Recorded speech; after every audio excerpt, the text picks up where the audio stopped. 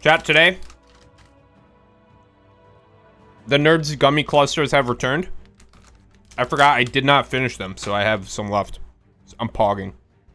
Every time, dude, I make one of these videos, I know I have to do a YouTube intro, and I just don't do it, because it's so cringe. What's up, guys? Today, we're back. Like and subscribe. Batman. If you saw the Batman, hit the thumbs up button. If you hate Spider-Man, drop a comment below.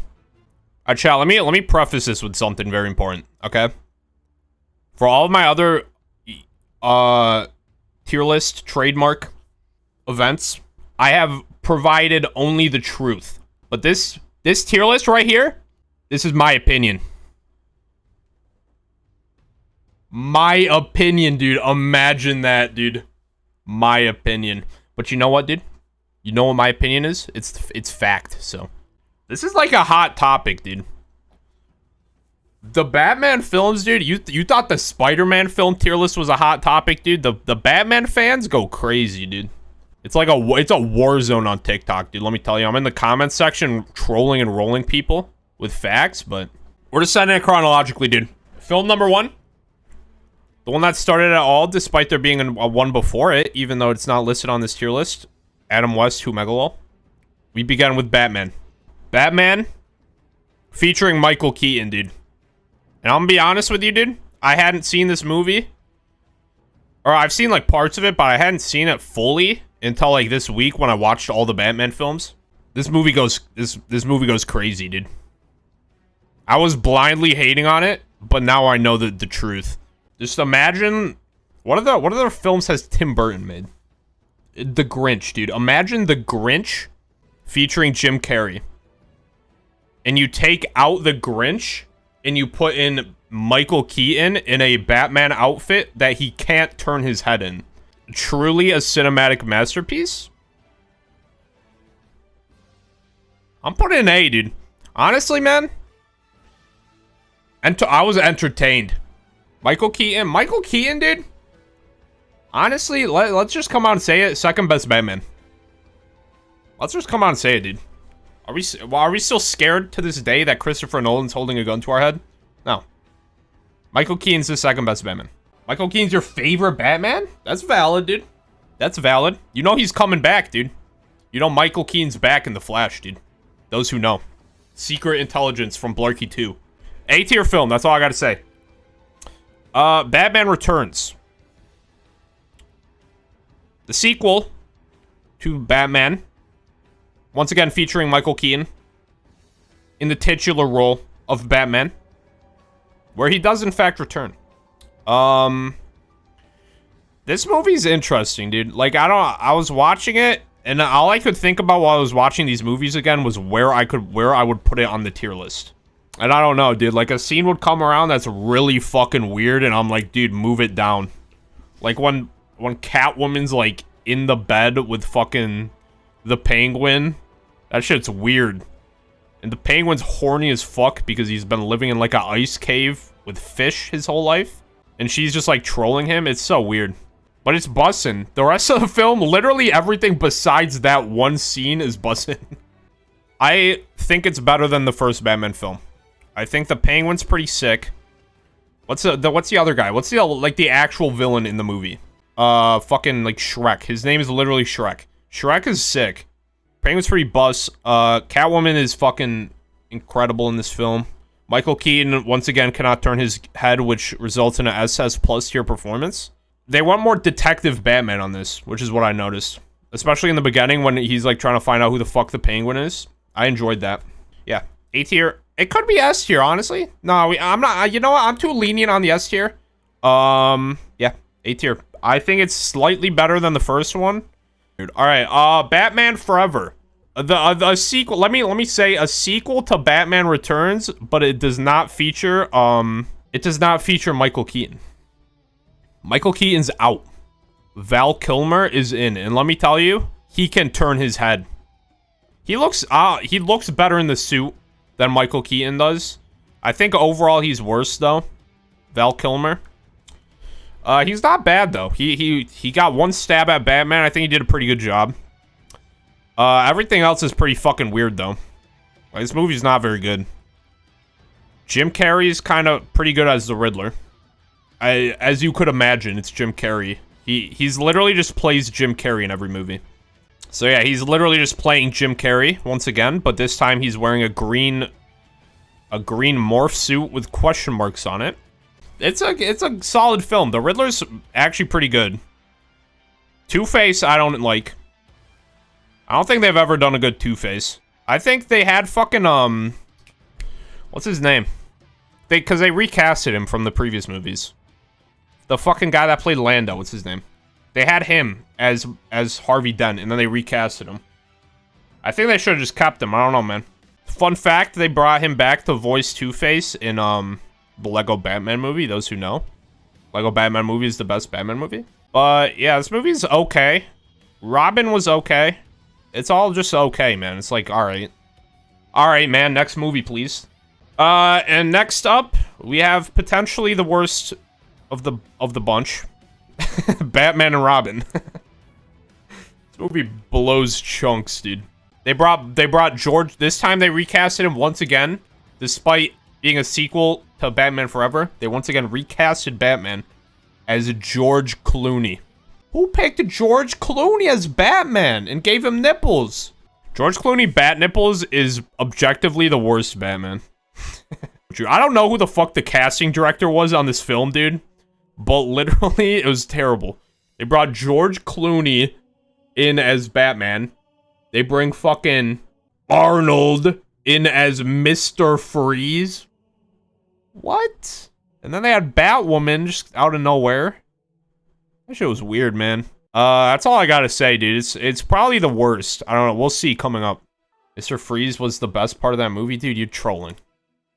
The best part of that movie was the credits. Best part of the movie was the bat nipples, dude. You just can't stop staring at them. Alright, Batman Begins. This is where the controversy begins. I'm a Batman Begins enjoyer.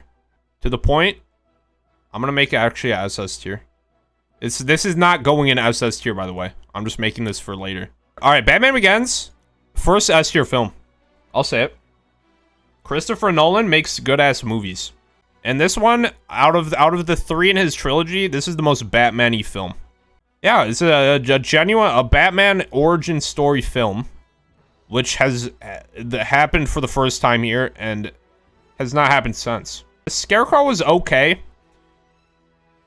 The problem with Scarecrow, I thought, what's his name? Cillian Murphy did a killer job. Cillian Murphy, S-tier actor for the role of fucking, what's his name, dude? What's anything's name? Scarecrow.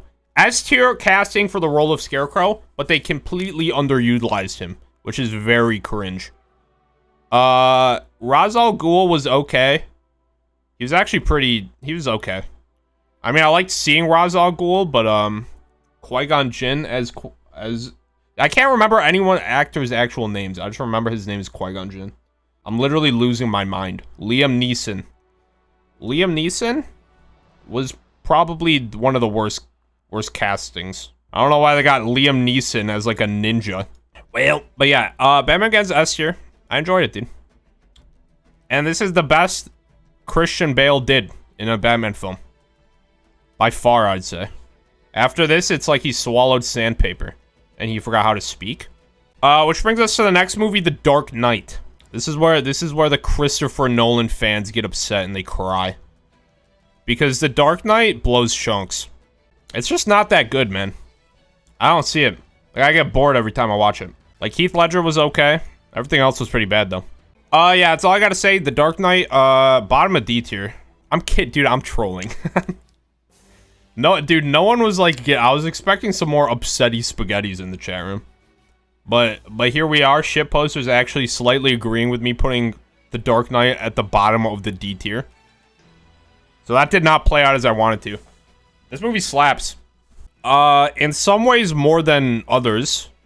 And what I mean by that is Heath Ledger slaps harder than the rest of the entire Dark Knight franchise.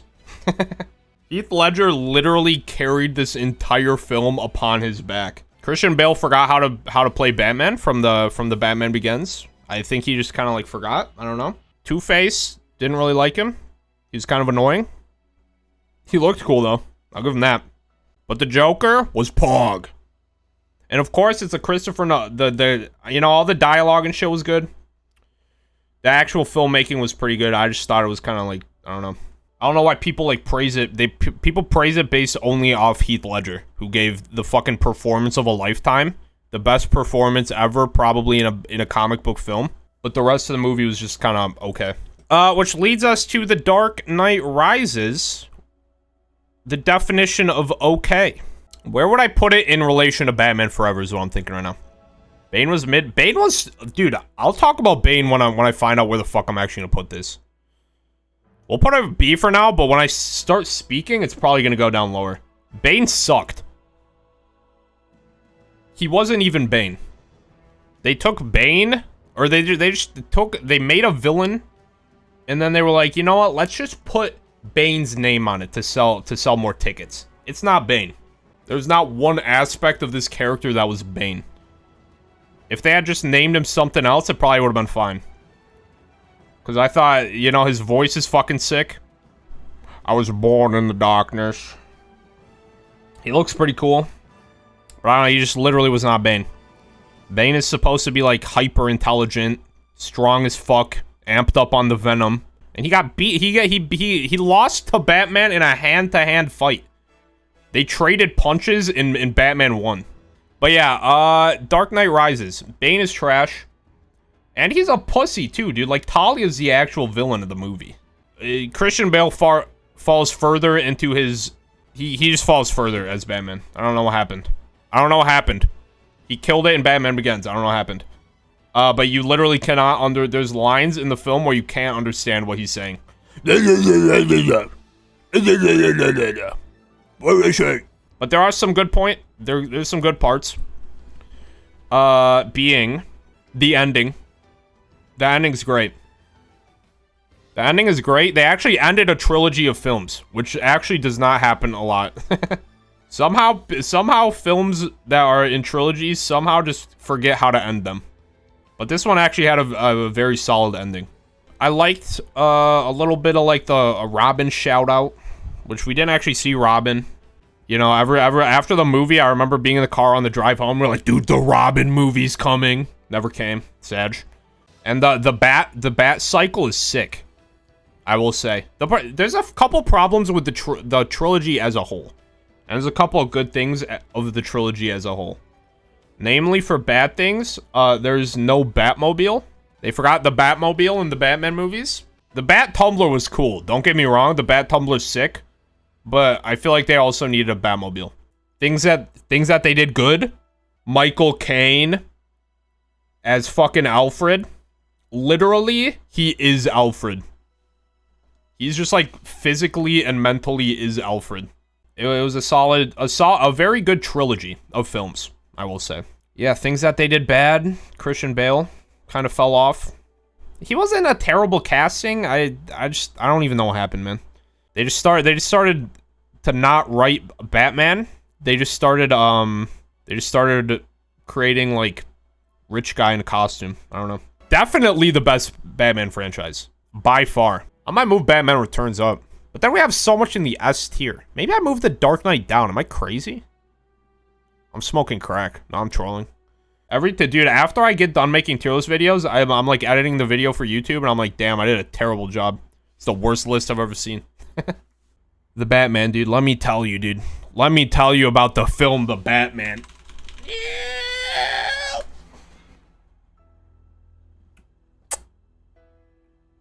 Literally, dude, this might be my favorite movie of all time. It's literally the perfect Batman film. It is literally so good. I've been consuming Batman content my entire life.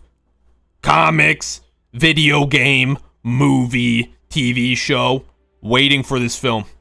This is the film. This is it. This is the movie. I don't even know what to say. I was literally trying to think of a complaint. There's not a single thing in this film that I would change. There's one thing that I noticed while watching the film. There's a single scene where Robert Pattinson sounds British and it's kind of funny. That's the only flaw. It's literally so good. I've watched it pirated on my phone 3 times. I've watched it in theater once. It's so good. I actually cannot stop thinking about it. It's so good. And the soundtrack, dude. Michael Giacchino, dude. Let me tell you, dude. Blarkypoo followers already know what I said, but Michael Giacchino, dude.